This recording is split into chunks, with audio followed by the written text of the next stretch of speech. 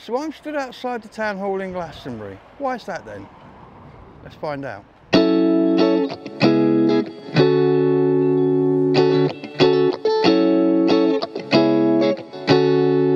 So several people have asked me, what's the layout of Glastonbury? People who've not been here, who don't live here, haven't visited, wondered where things were in relation to other things. So like, for example, when I'm at the Heart of the Tribe Gallery, where does that relate to when I'm stood here outside the town hall?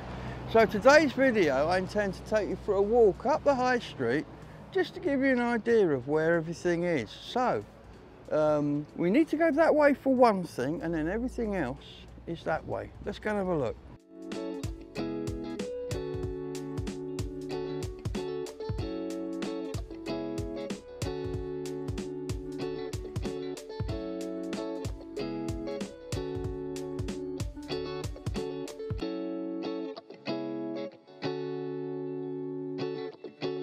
Glastonbury Abbey recently received money as part of the Glastonbury Town deal. They are using this money to completely remodel the entrance area. But for now, you need to walk away from the town centre where you will find this gate.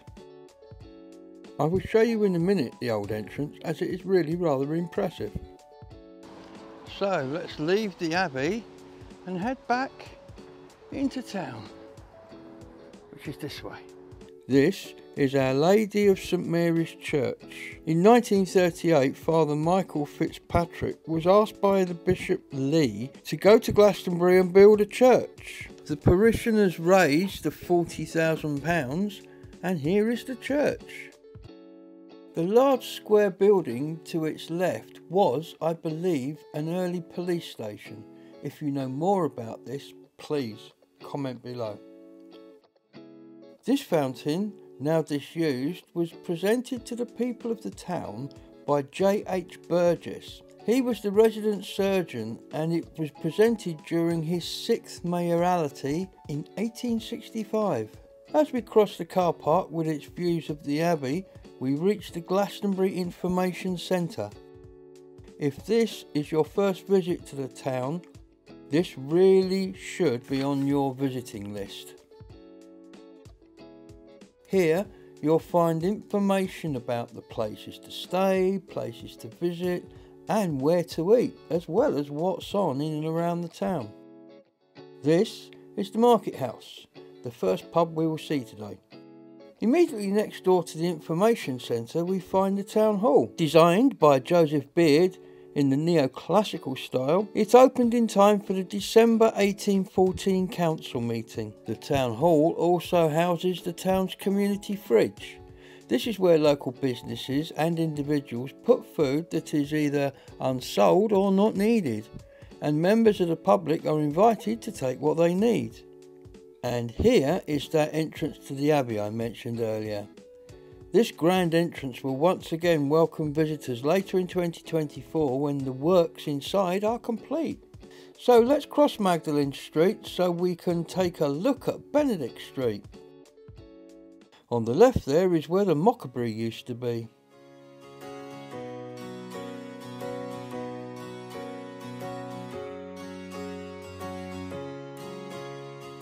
So as I walk down Benedict Street here, I'm reminded that it gives its name to the ward that I represented when I was on the council here. I was on the council between 2015 and 2019 for my sins. But yeah, I represented St Benedict's ward because it contained all the shops, and I always thought that the shopping area and the centre of town was really important. And here we are, where the shops end, St Benedict's Church. Started as a Norman chapel in the 11th century, with substantial additions in the 15th and 19th centuries, it is Grade 1 listed. The tower was the 15th century addition. And here is the second of the two pubs on this walk. This is the King Arthur. Very much a locals pub and very musical based. As you can see on the door there to the left, all the posters for the gigs they've got coming up. So now we'll head back up Benedict Street there to the left to where we can turn left and go into North Lode Street.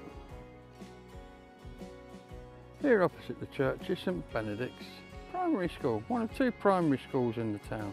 We'll see the other one later. As you look up Benedict Street back towards the High Street there, you can see the medieval layout of the street hasn't changed in many years. What this road later became, if I spin round, was the road down to Glastonbury Station, which is down that way, about a quarter of a mile. So Benedict Street hasn't changed much at all over the years. Obviously the shops have changed, but the layout and the buildings haven't changed at all. I mean, I first came to Glastonbury in 1992, which is quite a while ago. I mean, I've not lived here all of that time. I left in 94 and came back in 2009, but I've still spent quite a long time here.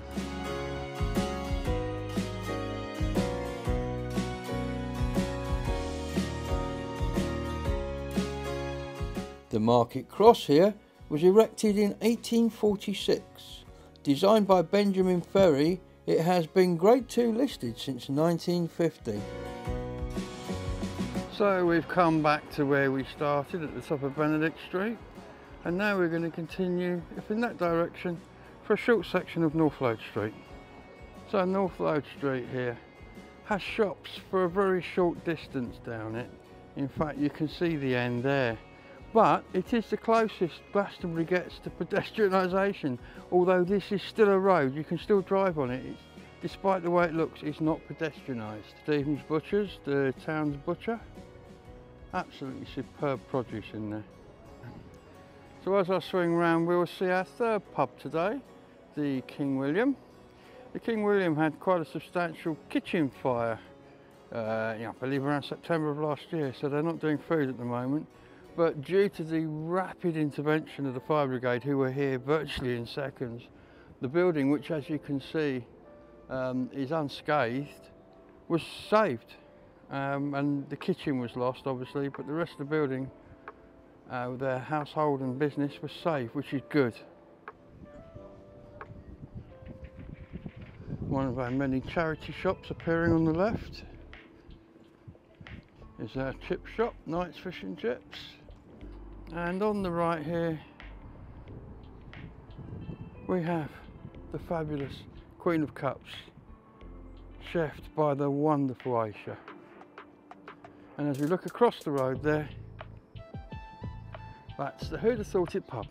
So if we can swing around, down there you've got Proper Job, which is an important shop to a lot of people around here. And as we turn around and look back up the short length of North Lode Street, you can see the town hall and the entrance to the Abbey in the distance there. Well, I've lost count how many we've seen today already, but this is the Crown, right in the middle of town on the square. So you could say it's at this point that the esoteric High Street really does start. And we're going to look at all of these as we walk up. This was a sad loss to the town when our watch repairman John decided to retire. The building itself dates to the 18th century, with the shop being added in the 19th century. So leaving the old watch shop for the High Street. And this, ladies and gentlemen, is the Georgian Pilgrim. We're at the G&P, as it is called locally, built in the 15th century to accommodate visitors to the Abbey across the High Street. It is a Grade 1 listed building, and it is claimed to be the oldest purpose-built public house in the southwest of England. Its name comes from it being originally the Pilgrim's Inn, but then by the mid-19th century it had been changed to the George Hotel, hence Georgian Pilgrims. And of course, like all old buildings, it's supposed to be haunted. Due to this being a coaching house, it has a corridor through the middle. Let's have a look.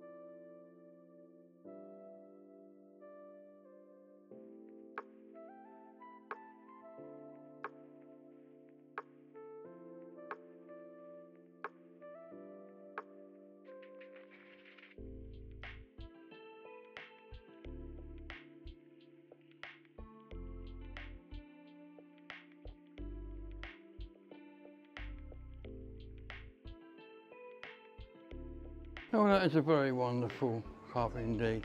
And as we come out straight across the road, it's the Glastonbury Experience. Let's go and see what that's all about.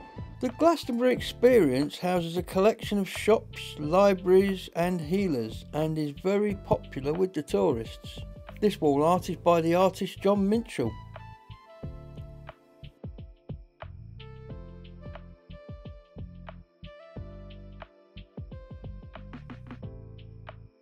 And this, ladies and gentlemen, is Margaret Kimber.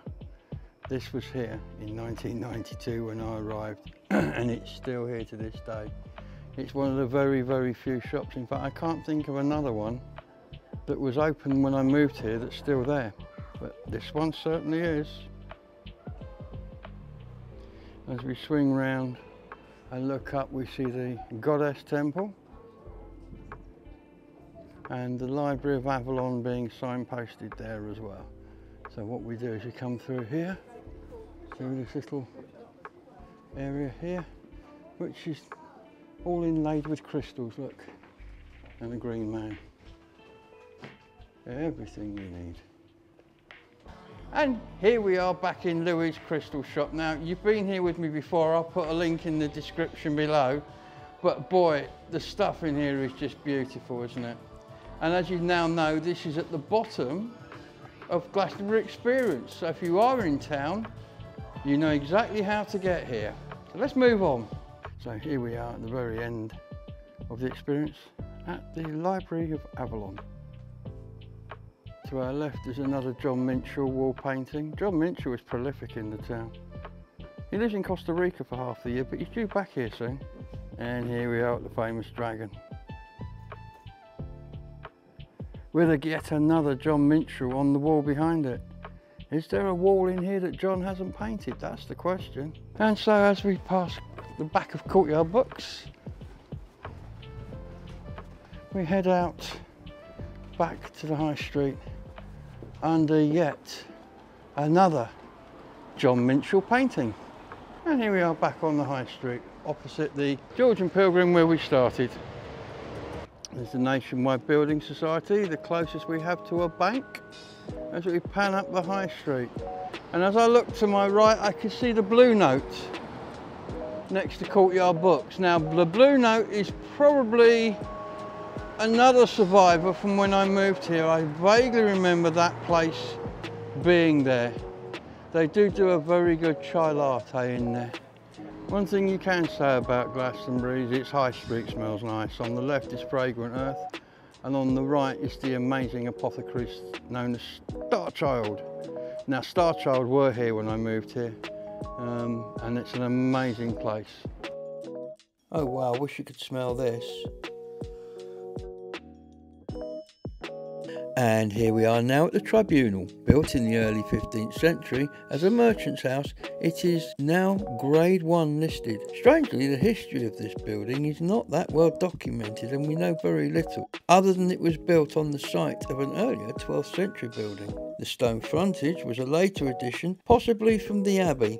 It has been used through the years as a merchant's house, a shop, a convent and a school, and it is thought to have also been used as a court, hence its name the Tribunal. And here we are at the Rose Gallery, a great source of clothes and paint. That was the amazing Rose Gallery. One of the reasons Glastonbury is so well painted. So as we move up the High Street, we see another archway right next door to Rose Gallery where we've just been. Let's go and have a look what's up there, shall we? Because it's pretty important. Built in 1864, the Glastonbury Assembly Rooms were built on the site of the White Hart Inn's old stables. It had its heyday between 1914 and 1925 when it became home of the first Rural Arts Festival, and the producer, Rutland Bolton, brought in folks such as George Bernard Shaw, Alice Buxton, Thomas Hardy and T.E. Lawrence, to name a few.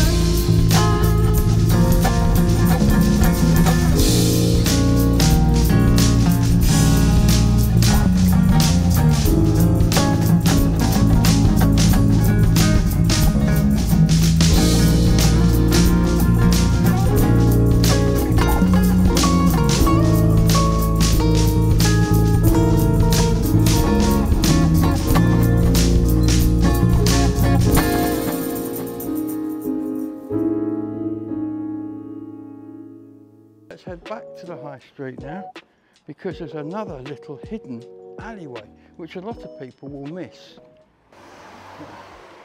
Come out, seeing Burns the Bread and the Four Seasons.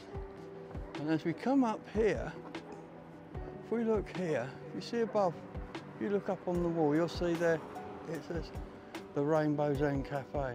That actually is another alleyway which will take you through to the car park through the cafe. Let's go and have a look. Rainbow's End is another survivor. It's been here for many, many years. I won't go in because people are eating their dinner, but that's the Rainbow's End. Little shops out the front, and the high street back out where we came from. There's another, this is one of those little hidden ones that if you don't know it's there, you might miss it. I just thought I'd show it to you, especially with the Rainbow's End tucked away, because that's quite a well-known and popular cafe. Hello! We've just walked into the lady who makes the best coffee in Glastonbury. How are you? Yeah, I'm doing a video up and down the high street showing people where everything is. And we've been to yours already and shown them that. So yes, the Queen of Cups, ladies and gentlemen. You've seen me having coffee in there before with this lady making it. Perfection. Lovely to see you. So as we move on up the high street, this is Dillyways. If you want something from India, this is the shop to come through. He has got one of the best stocks of all that Indian stuff that I can ever remember seeing anywhere. I mean, look at that amazing cabinet, look at that. The Masonic hall over there with the clock out the front. I'm not certain, I'm going to check this out, but I do believe that used to be the fire station. That used to be the fire station. So we've walked from the bottom of the high street up here to a point where we are now outside the church, which is about halfway up the high street. Now if we look over there, the Cancer Research Shop. Now that's an interesting shop. We're going to be doing some videos about that one, because basically that was set up and built by a lady to open as a dress shop. We have a photograph. We're trying to find out more information, but watch this space because that's interesting. We've seen plenty of John Minshells. Here's a Frank Harwood. This town is spoilt when it comes to wall art, it really is. Look out for a video I'm going to be doing about the wall art trail. So here we are in the front of St John's, halfway up the Glastonbury High Street. There's the Glastonbury Thorn that they take the clipping from for the King's Table. As we swing round, this is the labyrinth that's been fenced off for the winter. That'll be available during the summer. And over there is the War Memorial, and the High Street continues up that way, which is where we're going to go next.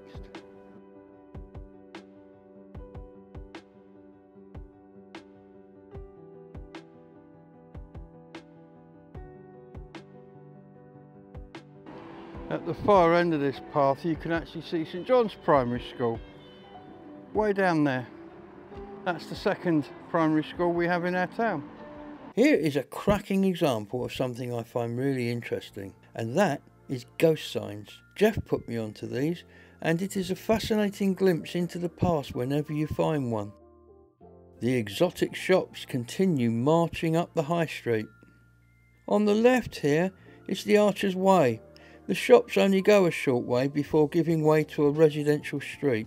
Across the road here we have the Avalon Club, which dates from 1897, and this is right opposite Glastonbury Post Office. Built in 1938 in a late medieval style out of Barstone, this glorious Grade 2 listed building has survived untouched and unaltered apart from the addition of security glass. You really have to put your head in the door just to admire the 1930s fittings. This is the 100 Monkeys, and it's a cafe popular with locals and tourists. And the Old Boots now sells comics. Here we are at Abbey Mews, a small shopping arcade. Let's go in and have a look. This is a great little arcade with some really great shops. Sadly, due to the lateness in the day I was filming, many of them had shut for the afternoon.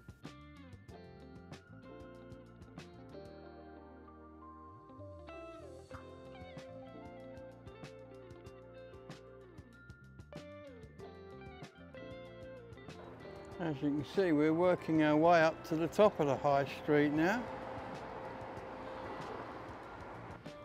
Now, ladies and gentlemen, I'd like to introduce you to a perfect piece of symbiosity. How about this? This is the Beckett's Inn. That is the Eliachi Tandoori. Incidentally, the only place my mum ever had an Indian curry, and she loved it. So, the Beckett's is a pub. It doesn't do food. The Eliachi is an Indian. It doesn't do alcohol. So, you can be in the pub and take your Indian food in. Or, you can be in the Indian and come over here and get your alcohol. What a brilliant arrangement that is. Absolutely fabulous. And they're both incredibly good places. That place serves excellent Indian, and the Beckett's is one of the friendliest pubs in town in my mind. And it's got a lovely garden. And you've seen it before in all of our videos. It's Victoria Street, little side street with a row of terraced houses. Tiny little street. I lived down there for a little while once. So over the road here we've now got Earth Fare. Now, Earth Fare are the kind of health food shop for the town. It used to be Woolworths, believe it or not. That, when I moved here, was Woolworths. So that's something that's changed radically. Opposite that we have the pet shop. That's always been there. That's changed hands, but it's still a barber's.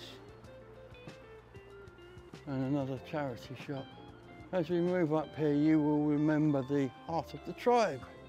Well, here we are. This is where the Heart of the Tribe is. As you can see, it's almost at the top of the high street. As we look back down the road there, we've pretty much come to the top of the high street. And there's the top right there. That house runs across the top. And here's the gallery. Let's go in and have a look. So let's go and have a quick whiz round while we're here. It would be rude not to. Here we go. This is one of the main galleries in here. And there's more rooms down there, but you've seen all these before. So with a little bit of the high street left to cover, across the road there is Zen Computers. Next to that is a florist, a Bundy Flora, and over here we've got Glastonbury's United Reformed Church. Always very community spirited in here, and they do some great tabletop car boot sales as well. Stokers or Stockers over there.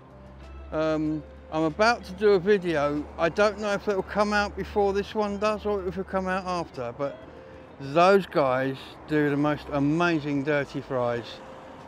Coffee's £2, it's small, but boy is it tasty. I love that place. We're doing a video, so look out for that. Then we have the first of our Chinese takeaways, followed straight across the road by the second of our Chinese takeaways. And they're both very good. And so as we walk up to the top of the high street now, with the moon in the sky, there's only a few shops left up here. Another barber. Is it me or barbers? Like, there's more barbers than there used to be. I don't know. Second-hand shops, chic shops, another ladies' hairdresser, a last charity shop. This used to be a pub called the Queen's Head. Look, you can still see the sign, it's still in existence, but now it's a witchy shop full of witchy things. And then that's a great shop over there, the Wishing Well. You take a big bag of wet washing in, smile nicely at them, they take it away and dry it and fold it up and give it back to you. Money changes hands, but hey, it's a good idea. Again, we've had a paint job done here. Two shops, one on the left, one on the right. Both have changed hands recently. And as we finally reach Bag End, the head shop, which sadly looks to be closing. That's been there for years. It'll be sad to see that go. We've reached the top of the high street. As you can see, we're now looking back down the high street where we came from, which is way down there. So that's Glastonbury High Street, bottom to top. I would like to say top to bottom, but I've had to film it the other way round. So we'll call it bottom to top. I hope you've enjoyed this walk through the town. If I've missed anything off, I'm really sorry. Do let me know in the comments. I will come back and I will film it. But I think I've covered most of the things that would enable you to, having watched the film, have a rough idea where everything is. And one last shot I want to show you, just to give you an idea. I'm going to get out a shot for this. But if I pan around from the high street here, where I'm stood at the very top of the high street, just to give you an idea, as I pan around here there's a gap. And I don't know, can you see the Tor Tower sticking up in that gap? That gives you an idea where the Tor is in relation to the town. So thank you for watching, and we'll see you on the next one. Bye bye.